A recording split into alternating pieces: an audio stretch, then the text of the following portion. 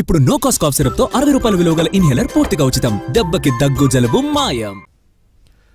తెలుగు రాష్ట్రాల్లో విభిన్న వాతావరణం కనిపిస్తోంది. ఒకవైపు తీవ్రమైన ఎండలు, మరోవైపు పిడుగులతో కూడిన వర్షాలు ప్రజల్ని బెంబేలెత్తిస్తున్నాయి. రాష్ట్రంలోని 32 మండలాల్లో తీవ్ర వడగాల్పులు, మరో 17 మండలాల్లో సాధారణ వడగాల్పులు వీచే అవకాశం ఉందని ఏపీ ఎస్డీఎంఏ ప్రజలకు హెచ్చరికలు జారీ చేసింది. ముఖ్యంగా పల్నాడు, ప్రకాశం, మార్కాపురం ప్రాంతాలు, రాయలసీమ జిల్లాల్లో అధిక ఉష్ణోగ్రతలు నమోదయ్యే అవకాశం ఉంది. ఇదే సమయంలో కొన్ని జిల్లాల్లో వర్షాలు కురిసే అవకాశమూ ఉంది. పార్వతీపురం, మన్యం, అల్లూరి సీతారామరాజు, పోలవరం, ఏలూరు ప్రాంతాల్లో పిడుగులతో కూడిన తేలికపాటి వర్షాలు పడొచ్చని అధికారులు చెబుతున్నారు. తెలంగాణ వ్యాప్తంగా వాతావరణం ఒక్కసారిగా మారిపోయింది. మధ్యాహ్నం వరకు ఎండలు మండిపోగా సాయంత్రం మాత్రం వాతావరణం చల్లబడి పలుచోట్ల వర్షం కురిసింది.